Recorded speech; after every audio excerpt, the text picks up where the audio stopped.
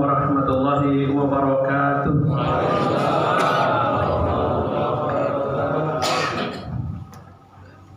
Yang menjawab salam dari sekian banyak hanya 31 orang. Ibu-ibu di belakang tak menjawab salam. Tapi tak dengar kami, Bu. Saya ulangi lagi ya, Bu. Yang menjawab salam saya dengan kuat semangat, saya mudah-mudahan saya doakan masuk surga. Terlambat dah. Assalamualaikum warahmatullahi wabarakatuh.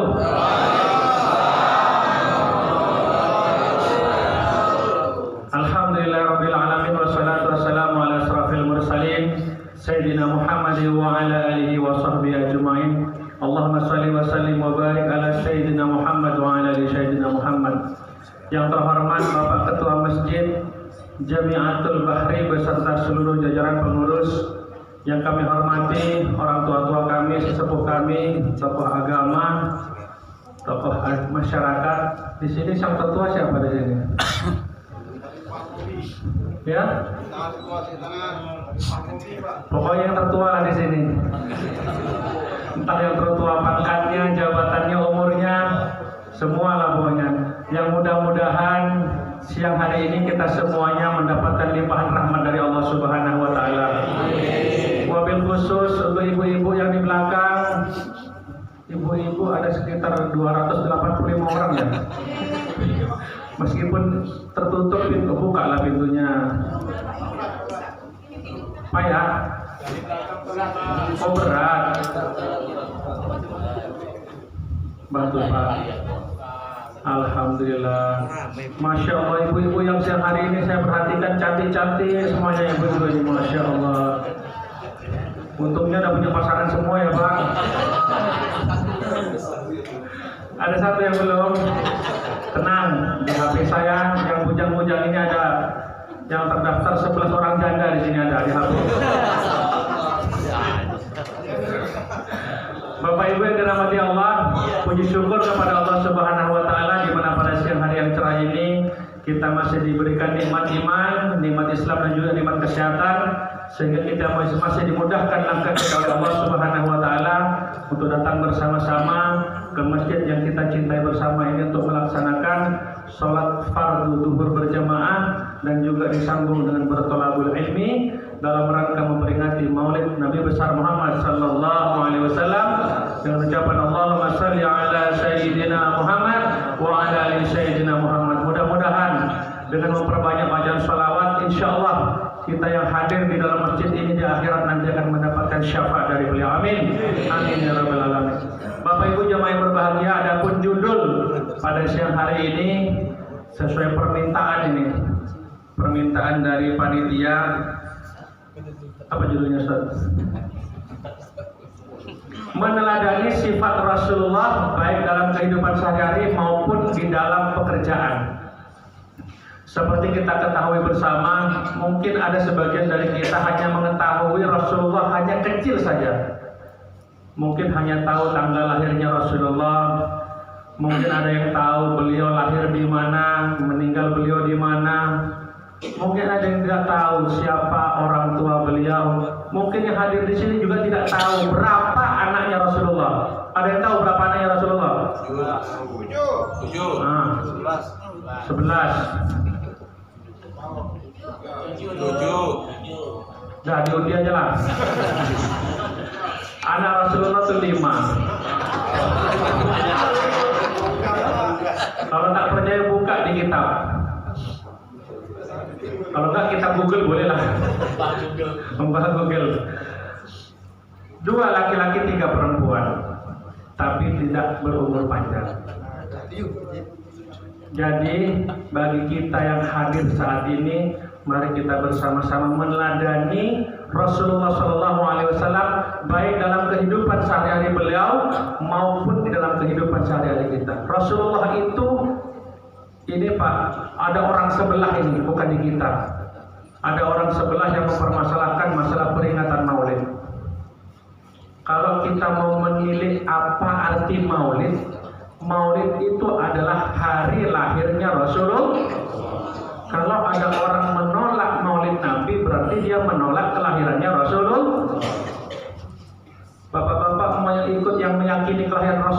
tidak ini? Meyakini tidak kelahiran Rasulullah? Kalau kita yakin dengan kelahirannya Rasulullah, maka kita wajib untuk berbahagia dengan kehadirannya beliau. Karena Rasulullah SAW adalah Nabi yang diberikan kelebihan oleh Allah untuk memberi syafaat kepada umatnya. Mari kita coba buka kitab Ihya Ulumuddin karangan Imam Al-Ghazali. Di zaman Rasulullah SAW, Rasulullah itu pernah bersedih berkepanjangan. Rasulullah itu ditinggal oleh paman beliau Abdul Muthalib. Rasulullah itu sedih ditinggal oleh istri beliau Siti Khadijah. Maka Rasulullah itu sangat-sangat terpukul dengan kehilangan dua orang yang sangat beliau cintai. Akan tetapi Rasulullah selama kesedihan beliau datang salah seorang sahabat Rasulullah. Sahabat Rasulullah ini satu orang ini degil, kata orang Melayu itu degil. Kata orang Jawa itu beling. Kata orang Minang itu mada. Apalagi kata orang Batak apa namanya? Hah? Oh, jugul. Bingal kata orang Melayu. Pas 4 juga, jangan banyak lagi. Beliau hobinya mabuk. Nama sahabat ini ialah Nuaiman. Nuaiman ini Pak selalu membuli Rasulullah. Kalau zaman sekarang itu membuli namanya. Setiap kali minum beliau selalu ditegur sama Rasulullah. Wahai Nuaiman, berhentilah kau minum Nuaiman. Baik ya Rasulullah, aku akan berhenti minum. Dapat 2 hari, diulangi lagi sama dia. Minum lagi. Ditegur lagi sama Nabi. Nuaiman, sudahlah Nuaiman, berhentilah kau minum mabuk-mabuk Nuaiman. Baik ya Rasulullah. Begitu seterusnya berulang. Sampai-sampai Rasulullah bertanya sama sahabat Nuaiman, wahai Nuaiman, kenapa engkau tidak pernah berhenti dari kebiasaan minum minuman keras? Dijawab sama Nuaiman, ya Rasulullah, bukannya aku tak mau berhenti minuman keras ya Rasulullah, tapi aku itu suka, aku rindu dengan teguranmu pada diriku ya Rasulullah. Ini adalah salah satu bentuk kecintaan salah seorang sahabat kepada Rasulullah. Bahkan di akhir kitab diceritakan ketika Nuaiman meninggal dunia, tersebarlah berita ini kepada seluruh sahabat. Rasulullah bertanya, kenapa Nuaiman tidak ikut sholat bersama kita? Disampaikan oleh sahabat, Nuaiman telah menghadap kepada Allah Subhanahu wa Ta'ala ya Rasulullah. Maka Rasulullah memberitahu kepada sahabat, mari kita bersama-sama bertakziah ke rumahnya Nuaiman. Kemudian ketika sampai di rumah Nuaiman, Rasulullah orang yang pertama kali memandikan jenazahnya Nuaiman. Rasulullah orang yang pertama kali mengkafani jenazahnya Nuaiman. Dan Rasulullah orang yang pertama kali memasukkan jenazahnya Nuaiman ke liang lahat.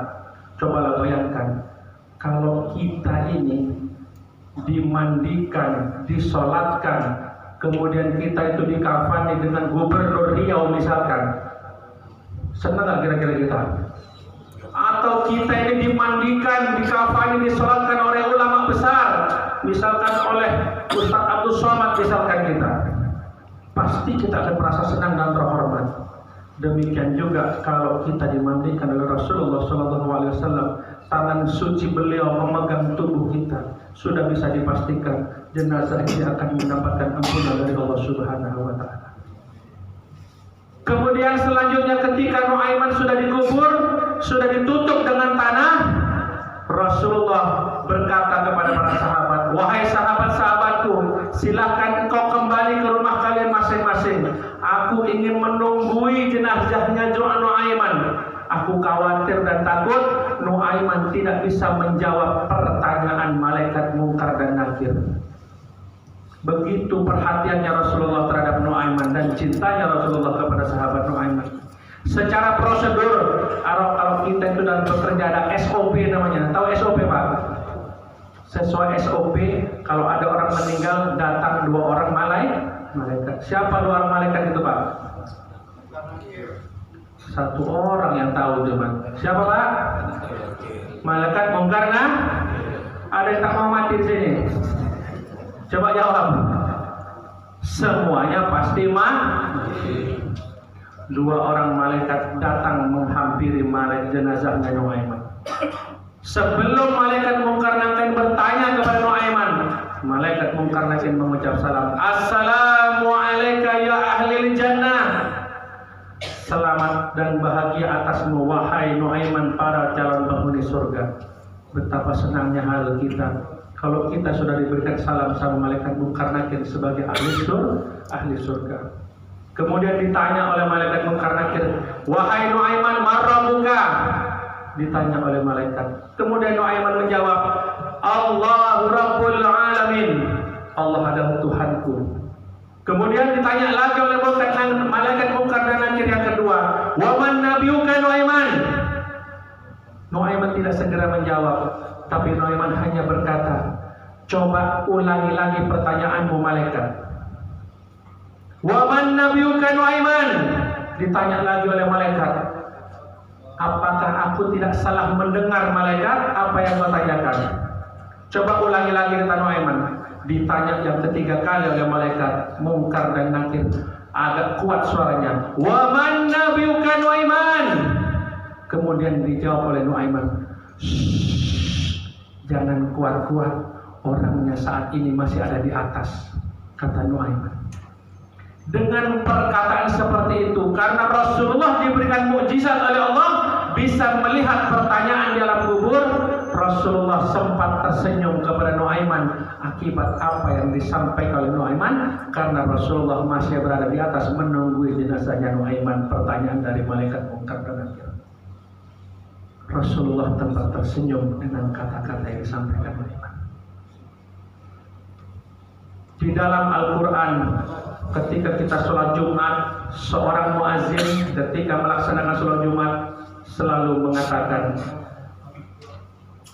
kepada para seluruh jemaah yang hadir ketika sholat Jumat, Innallaha wa malaikatahu yusalluna 'alan nabi ya ayyuhalladzina amanu sallu 'alaihi wa sallimu taslima.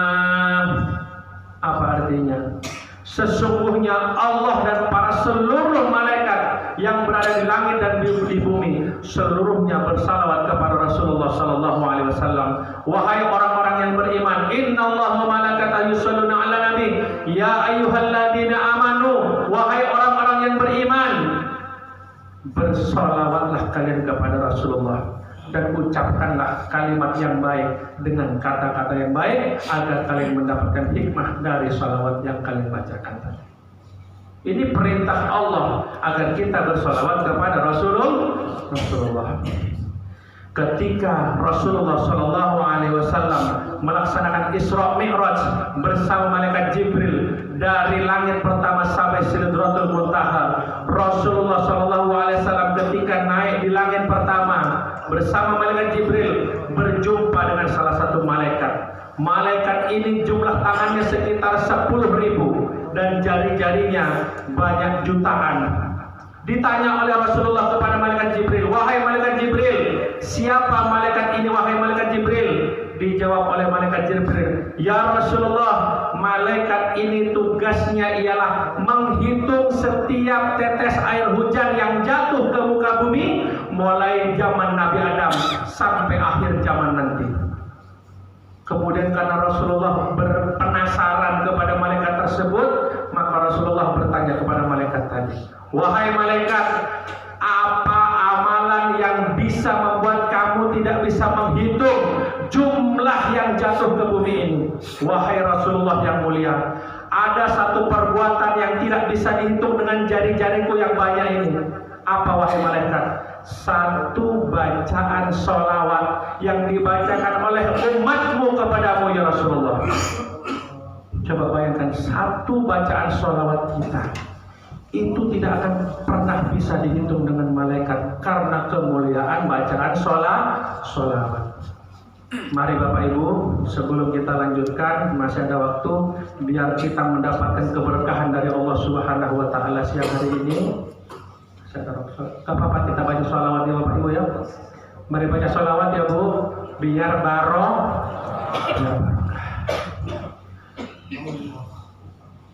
Sallallahu ala Muhammad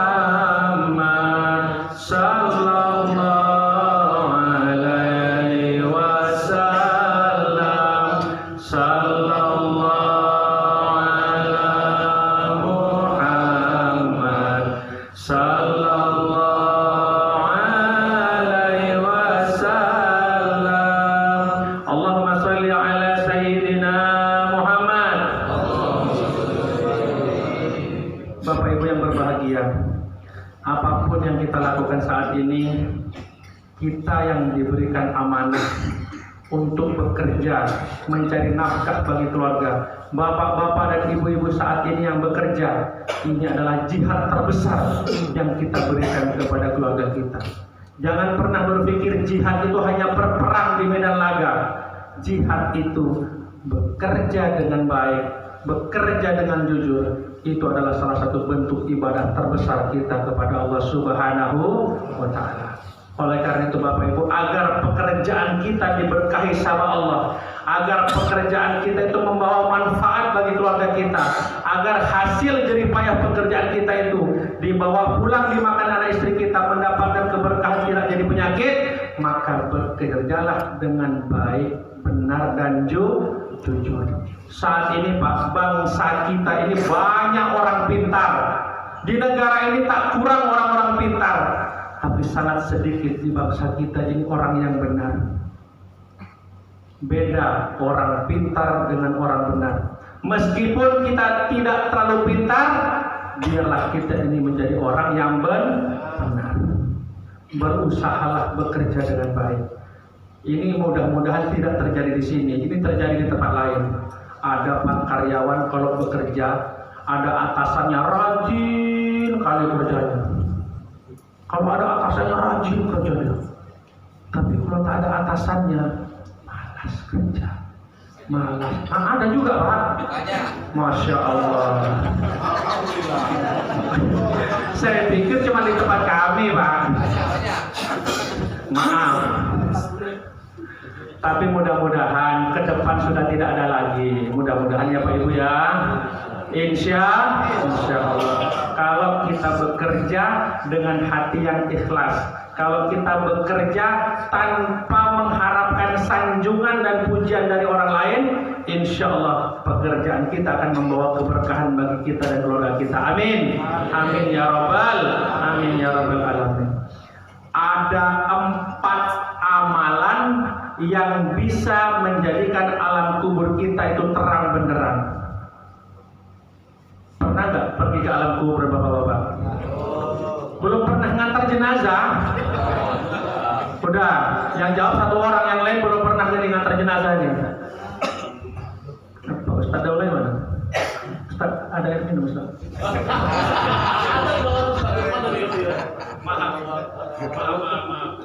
Maaf ya.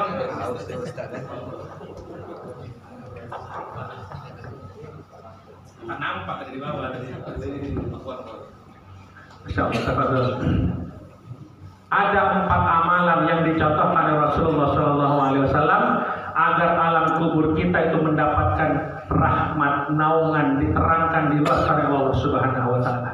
Sebagaimana yang dilaksanakan, sebagaimana yang dicontohkan Rasulullah Muhammad SAW. Apa 4 amalan ini yang bisa penyebab asbab menjadi penerang alam kubur kita?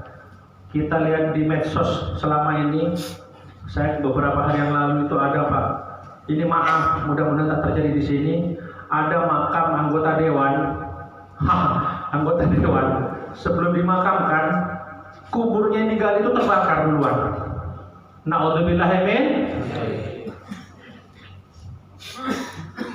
Kalau tidak salah 3 hari yang lalu kejadiannya. Di Indonesia. Di Indonesia. Bukan anggota dewan guru. Ada anggota dewan guru ada, tapi ini anggota dewan yang duduk di sana itu Pak.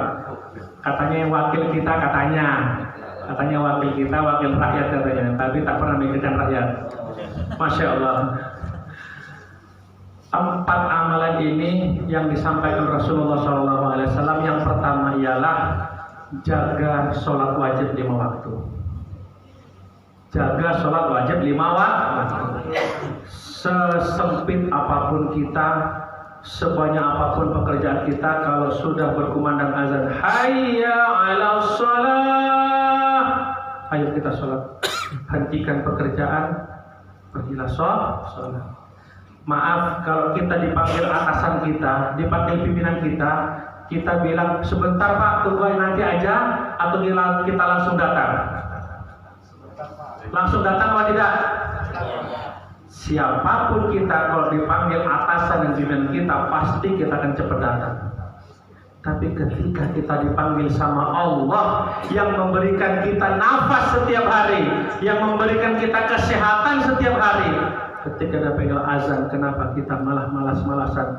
Bahkan karena sibuknya bekerja mengejar dunia, dia sampai tinggalkan waktu sholat 5 waktu.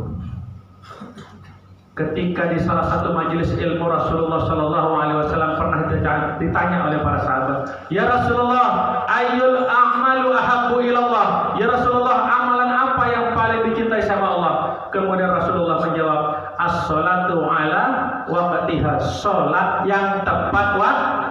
Sholat yang tepat waktu. Oleh karena itu Bapak Ibu, kami mohon betul jaga waktu sholat kita. Dan jangan hanya kita menjadi orang yang soleh, ajak anak kita, ajak istri kita di rumah, ajak saudara-saudara kita, bahkan ajak tetangga-tetangga kita. Mari kita makmurkan masjid. Karena kalau tidak mulai sekarang kita makmurkan masjid, jangan sampai setelah ada pengumuman inna lillahi wa inna ilaihi raji'un, baru kita diantar ke masjid. Amalan yang pertama agar alam kubur kita diterangi sama Allah ialah menjaga sholat wajib 5 waktu. Yang kedua, apa amalan yang bisa menjadikan alam kubur kita diterangi sama Allah? Yang kedua, istiqomah membaca Al-Qur'an. Di rumah ada Al-Qur'an? Yang menjawab 10 orang nih. Ada Al-Qur'an di rumah? Masih bagus apa jelek? Bagus apa jelek? Kalau bagus, Al-Qur'annya tak pernah dibuka. Banyak. Al-Qur'annya beli apa dikasih? Nah, kalau beli alhamdulillah, jangan pula dikasih Al-Qur'an. Ada Al-Qur'an disimpan di lemari sampai berdebu. Masya Allah. Ayo iktibar, mari kita kembalikan kepada diri kita masing-masing. Jangan pernah menyalahkan orang lain. Mari kita iktibar, kita semangati diri kita untuk selalu membaca Al-Qur'an. Setelah sholat maghrib berjamaah, matikan handphone, matikan televisi, buka mushaf Al-Qur'an. Karena selama ini Pak Bu, kebiasaan kita tak pernah lepas dari ini. Apa namanya ini? Apa namanya ini Bu? Sekarang ini bapaknya di ruang tamu, mamanya di dapur, anak di kamar, semuanya pegang HP masing-masing. Yang saya pernah alami Pak, saya punya grup WhatsApp, janjian di Dumai, acara ngopi bersama. 6 orang janjian pakai ngopi di kedai A. Setelah sampai kedai A, bukannya kita ngobrol bersama, main HP masing-masing di kedai itu, coba. Langsung saya ambil satu-satu HP-nya. Kalau kita datang ke sini janjian mau silaturahim, letak HP masing-masing. Kalau tidak, balik kita semuanya. Karena tujuan kita silaturahim ialah ingin saling berbagi pengalaman, ingin saling berbagi apa permasalahan kita, supaya kita satu sama lain saling bisa memberi solusi terbaik setiap permasalahan di dalam kehidupan kita. Oleh karena itu, siapapun kita, carilah orang-orang yang jadikan orang soleh sebagai kawan kita.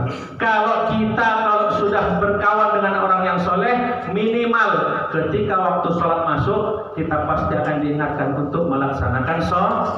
Satu mobil kita ke Pekanbaru, 6 orang satu mobil, 2 orang sholat, 4 tak sholat, pasti yang 2 orang kalah.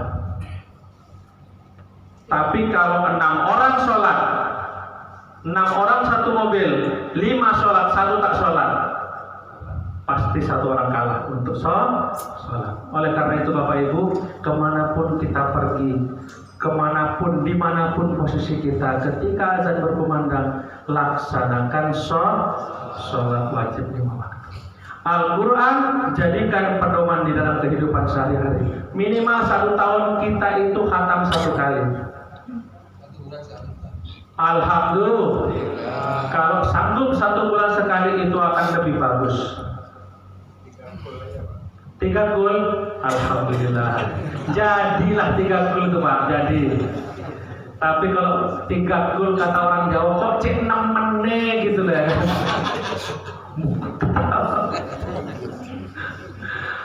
Kok melampau betul kata orang Jawa. Oleh karena itu Bapak Ibu, Al-Quran yang ada di rumah kita harus selalu kita baca. Kenapa? Al-Quran kalau selalu kita baca di rumah, insya Allah keluarga kita akan selalu mendapatkan naungan, mendapat limpahan rahmat karunia dari Allah Subhanahu wa Ta'ala. Amin ya Rabbal alamin. Yang ketiga, apa amalan yang menjadi penerang alam kubur kita? Yang ketiga ialah shadaqatun jariyah. Shadaqatun jariyah. Tahu sedekah jariah? Rumus sedekah itu cuma 1. Biar banyak yang penting biar banyak yang penting sanggup. Kalau sedekah 2.000 anak kecil pun sanggup. Hah? Bengak. Usah bohong. Ini masjid.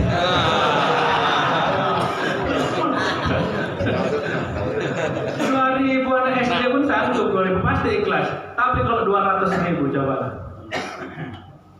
Mudah-mudahan ini Pak, saya sudah ngalami ketika istri saya mau operasi di rumah sakit, biaya operasinya itu kurang lebih sekitar 14 juta. Sedangkan duit di dompet hanya ada sekitar 5.800.000. Dokter menyatakan bahwa ini harus dioperasi.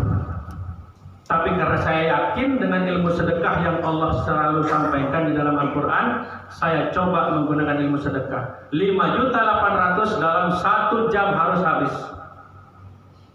Cari orang yang sangat membutuhkan. Contoh, orang yang jualan sayur sambil didorong, orang jual kacang sambil didorong, pergi ke pasar Senggol, Dumai, ke pasar Payung, cari bibit-bibit yang jualan di tepi jalan, beli sayurnya jangan ditawar. Kadang kita masuk ke mall, beli sayur ditawar apa tidak? Ini ada kemarin kejadian ibu-ibu naik mobil bawa handphone, beli sayur. Berapa Mbak sayurnya? 3.000 Bu, 2.000 ngapa? Astagfirullahaladzim, bawa handphone naik mobil, beli sayur pun ditawar. Itu kalau bahasa Cinanya bonau namanya. Kita ini hidup agar berkah, banyak-banyak tolong orang lain. Siapapun orang itu, ketika sudah sore, sudah malam ada orang masih jualan, belum laku, beli dagangannya. Karena apa? Kelebihan uang yang kita berikan kepada mereka pasti akan membawa manfaat bagi keluarga mereka. Kita saat ini alhamdulillah diberikan pekerjaan tetap dari Allah Subhanahu wa Ta'ala. Kita masih diberikan kemudahan untuk bekerja. Kita masih diberikan karunia gaji yang diberikan oleh perusahaan kepada kita. Kita harus bersyukur masih diberikan gaji lebih. Kita lihat orang di luar sana, kondisi ekonomi masyarakat kita saat ini sudah sangat jauh merosot kondisi ekonominya.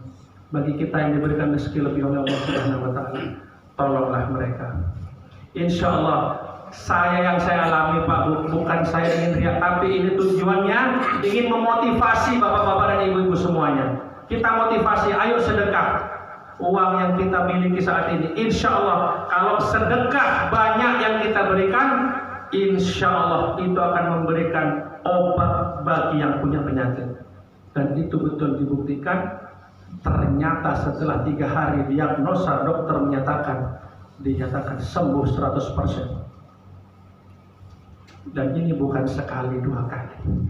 Ketika saya pernah ada pekerjaan di Rohil, di Bagan Si Api-Api, mau pulang ke Dumai, 2 saya cuma 20.000, tak sanggup untuk bayar travel. Tiba-tiba ada anak kecil datang menghampiri, Om punya duit nggak? Aku sudah 2 hari mama tak masak nasi, Om. 2 hari tak masak nasi. Duit yang 25.000 yang saya pegang, Pak, saya berikan sama dia semuanya. Biar saya datang nanti sampai Dumai baru bayar. Baru saya nyampe di loket agen, tak sampai setengah jam, tak sampai ada orang datang. Pak Sabta, mau kemana Pak Sabta? Mau balik ke Dumai, Pak. Sama siapa sendiri? Sini sebentar Pak Sabta. Tiba-tiba dari amplop saya dikasih 500.000 rupiah. Coba bayangkan, Pak. Manfaat sedekah sangat besar. Kalau kita dalam keadaan sudah sangat-sangat kepepet, kita harus sedekah. Disitulah nilai keikhlasan kita diuji sama Allah Subhanahu wa Ta'ala. Sedekatun jariyah. Kalau kita punya orang tua sudah meninggal dunia, tak sanggup kita sedekah doa, belilah Al-Quran, serahkan ke masjid. Insya Allah dari Al-Quran yang dibaca orang ini, pahalanya akan selalu mengalir kepada orang tua kita. Amin ya Rabbal. Yang terakhir, yang keempat, amalan apa yang menjadi penerang alam kubur kita? Yang terakhir, yang keempat ialah zikir kepada Allah. Zikir yang utama cuma 2. Yang pertama, istighfar kepada Allah Subhanahu wa Ta'ala. Kita yang hadir di sini semuanya ini, termasuk yang berdiri, tidak ada yang lepas dari yang namanya dosa. Dosa besar maupun kecil, dosa sengaja tidak sengaja kita lakukan di hadapan Allah Subhanahu wa Ta'ala. Mulai kita akil balik sampai detik ini, pasti kita memiliki dosa yang kita selalu produksi setiap hari. Entah kita dosa nyatet yang bukan waktunya, nyatet sesuatu yang bukan hak kita. Contoh, ini tak terjadi di sini untungnya, Pak. Di tempat lain ada beli buku harganya 20.000 dibuat 30.000. Beli paku 2 kilo dibikin 3 kilo. Untuk di sini tak ada, Pak ya. Mudah-mudahan tidak ada. Ini biasanya di bagian pokoknya bagian itulah. Bagian itu tak usah disebut. Mudah-mudahan jangan sampai kita tidak seperti itu. Mudah-mudahan jangan sampai. Karena rezeki yang kita dapatkan, seharusnya rezeki itu yang bisa diberikan kepada istri kita jadi rezeki yang barokah dan diridhoi Allah Subhanahu wa Ta'ala. Yang pertama, kita perbanyak membaca istighfar atau sayyidul istighfar. Induknya istighfar. Allahumma anta rabbi la ilaha illa anta khalaqtani, dan seterusnya. Ada yang hafal sayyidul istighfar? Insyaallah, alhamdulillah. Kalau ingin membaca istighfar, silakan menghubungi Bapak itu. Nanti akan diberi amalannya. Yang kedua setelah istighfar ialah memperbanyak bacaan sholawat kepada Rasulullah. Kalau kita ini, Pak, sudah selalu baca sholawat setiap hari. Paling pendek bacaan sholawat kita sallallahu ala Muhammad. Ini sholawat Jibril namanya. Sholawat yang paling pendek. Tapi kalau agak panjang sedikit, Allahumma salli ala sayyidina Muhammad, Allahumma salli ala sayyidina Muhammad, Allahumma salli ala sayyidina Muhammad. Ibu-ibu, ibu kalau masak nasi, atau masak nasi, cuci beras enggak? Enggak lah, pembantunya yang masak. Kalau masak tuh ya, masak nasi beras, sambil dituang air, kacau nasi berasnya, bacakan salawat 7 kali sambil berkata, ya Allah, mudah-mudahan beras ini dimakan sama anak sama suamiku jadi berkah. Baca salawat 7 kali. Tuang airnya, buang, kasih air lagi, baca salawat lagi. Sama seperti 3 kali baca. Insya Allah anak-anak kita nanti akan menjadi anak yang soleh-soleh. Amin. Pergaulan saat ini, Pak, sudah sangat bebas. Hati-hati. Hati-hati ya Bu, saya punya jemaah di Dumai, ibunya ini rajin ikut pengajian wirid. Beberapa hari yang lalu dia nelpon saya sore-sore menjelang maghrib. Saya tidak tahu nama ibu itu, tapi dia ngaku jemaah. Assalamualaikum Pak Ustadz, sambil nangis. Ya Bu, dengan ibu siapa? Saya Ibu A, Pak Ustadz. Ada masalah apa Ibu? Pak, anak saya yang perempuan SMP kelas 1 saat ini sudah hamil 4 bulan. Coba bayangkan, kenapa bisa seperti itu Bu? Rupanya gara-gara ini. kita Pak, maaf, yang sudah di atas 40 tahun umurnya, coba Pak periksa HP anak kita. Bu, Ibu berani nggak periksa HP anak Ibu? Harus berani Bu, karena anak kita yang ngatur. Jangan sampai kita diatur sama anak kita. Ya Bu ya, karena kita tidak bisa menyaring konten-konten yang ada di dalam HP anak kita. Tolong dijaga betul anak-anak kita, karena nanti di akhirat anak-anak kita akan menjadi tanggung jawab kita di hadapan Allah Subhanahu wa Ta'ala. Yang terakhir, baca istighfar, perbanyak membaca sholawat. Kesimpulan akhir dari pertemuan kita siang hari ini, yang pertama saya berpesan kepada seluruh jamaah, saat ini kita sudah berada di akhir zaman, dan tanda-tanda akhir zaman itu sudah bisa kita lihat bersama-sama. Bencana alam sudah terjadi di mana-mana, di media sosial, mulai dari gempa bumi, gunung meletus, tanah longsor, banjir, kecelakaan darat, laut, dan udara. Itu tidak menutup kemungkinan bisa terjadi di tempat kita saat ini. Oleh karena itu Bapak Ibu, mari kita persiapkan diri kita untuk menghadap kepada Allah Subhanahu wa Ta'ala. Yang namanya mati tidak harus menunggu tua, yang namanya mati tidak harus menunggu sakit. Kematian bisa datang kapan saja. Kematian itu bukan nomor urut, tapi mati nomor cabut. Kalau mati nomor urut, pasti yang tua-tua dulu akan meninggal. Tapi kalau mati nomor cabut, siapapun dia, siap tak siap, mau tidak mau, suka tidak suka, ketika ajal datang, pasti Allah akan menjemput kita. Amin. Amin ya Rabbal. Siapa mati Pak? Ini nekat nih. Nekat. Bapak Ibu berbahagia. Buatnya kabarnya di DKM. Sudah ada pengumuman dari DKM, itulah. Masya Allah. Yang terakhir Bapak Ibu, mari kita persiapkan diri kita. Karena apa? Nanti di akhirat. Ada yang pernah baca Yasin? Bismillahirrahmanirrahim. Al-yawma naftimu ala afwahihim wa tukallimuna aydihim wa tashhadu arjuluhum bima kanu yaksibun. Surat Yasin ayat keberapa? Entahlah. Surat Yasin ayat ke-65. Apa kata Allah dalam Al-Quran? Pada hari ini kata Allah, aku akan tutup mulut mereka dan akan berkata kedua tangan mereka dan akan menjadi saksi kedua kaki mereka atas apa yang telah mereka lakukan selama hidup di dunia. Nanti Bapak Ibu, tangan-tangan kita, di jari-jari kita yang selalu update status, yang selalu menyebarkan kebohongan, hoak atau kebaikan yang kita berikan. Hah? Itu dia. Nanti di hadapan Allah akan berkata semuanya. Mari kita sama-sama bermuhasabah diri. Mari kita sama-sama introspeksi diri kita masing-masing. Jangan pernah menyalahkan orang lain. Ingat kebaikan orang lain dan lupakan kebaikan diri sendiri. Ingat dan maafkan kesalahan orang lain, dan ingatlah kesalahan diri sendiri. Ini itibar bagi kita. Mudah-mudahan dengan cara seperti ini kita jaga hati, jaga pikiran, dan jaga perbuatan. Insya Allah kita akan hidup dunia, di akhirat akan diberikan keselamatan oleh Allah Subhanahu wa Ta'ala. Amin. Sebagai penutup, mari kita bersama-sama berdoa kepada Allah Subhanahu wa Ta'ala. Mudah-mudahan pertemuan kita siang ini akan mendapatkan ridho dari Allah Subhanahu wa Ta'ala. Na'udzubillahi minasyaitonirrajim. Bismillahirrahmanirrahim. Alhamdulillahirabbil alamin wassalatu wassalamu ala asyrafil mursalin sayyidina Muhammadin wa ala alihi wa sahbihi ajma'in. Allahumma shalli wa sallim wa barik ala sayyidina Muhammad wa ala ali sayyidina Muhammad. Allahumma ya Allah yang Maha Rahman Maha Rahim, terima kasih ya Allah atas semua karunia nikmat yang telah Kau berikan kepada kami. Terima kasih atas nikmat iman, nikmat Islam, nikmat kesehatan dan keselamatan yang Kau berikan kepada kami selama ini ya Allah.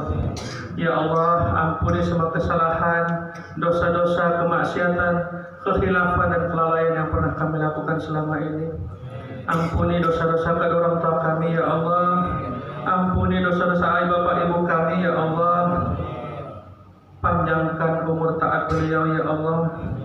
Jika dia telah menghadap-Mu ya Allah, ampuni Ampuni semua kesalahannya ya Allah. Maafkan semua kesalahannya ya Allah. Terimalah semua amal ibadahnya ya Allah. Kami mohon kepadamu ya Rabb, lapangkan, luaskan dan terangkan alam kubur beliau ya Allah. Jadikan makam beliau salah satu taman-taman surgamu ya Allah. Allahumma ya Allah ya Maha Rahman Maha Rahim, kami mohon kepadamu ya Allah, jadikan anak-anak keturunan kami anak-anak yang soleh-soleha ya Allah. Jadikan anak-anak kami mulutnya, bibirnya basah dengan kalimah-kalimah thayyibah yang selalu mendoakan kami ya Allah. Jadikan anak-anak keturunan kami ya Allah menjadi penyejuk di dalam keluarga kami ya Allah. Jadikan anak-anak keturunan kami menjadi penyejuk dan menjadi damai hati kami dalam rumah tangga kami ya Allah. Ya Allah, maafkan kami jika anak-anak kami jauh dari ketaatan kepadamu ya Allah. Maafkan kami jika selama ini anak-anak kami masih jauh dari menjalankan perintah-Mu karena kelalaian kami ya Allah. Ya Allah, ampuni jika di dalam tubuh kami masih ada daging haram, masih ada makanan haram, masih ada harta haram yang masuk ke badan kami ya Allah. Ya Allah, izinkan sebelum kami menghadap-Mu ya Allah, mudahkan lidah kami ya Allah, mudahkan mulut kami mengucap la ilaha illallah dan meninggal dunia dalam keadaan husnul khawatimah ya Allah. Ya Allah, panggil kami dalam keadaan bersujud kepadamu ya Allah. Panggil kami dalam keadaan membaca Al-Quran ya Allah. Panggil kami dalam keadaan berzikir dan bersikir kepadamu ya Allah. Allahumma ya Allah, jadikan keluarga kami keluarga yang sakinah mawaddah warahmah ya Allah. Rabbana atina fid dunya hasanah wa fil akhirati hasanah wa qina adzabannar. Ya Allah, jika di antara kami ada yang sedang sakit saat ini ya Allah, angkat semua penyakitnya ya Allah. Angkat semua penyakitnya ya Allah. Berikanlah kesembuhan dan kesehatan ya Allah. Subhana rabbika rabbil izzati amma yasifun wa salamun alal mursalin walhamdulillahi rabbil alamin. Kurang lebihnya mohon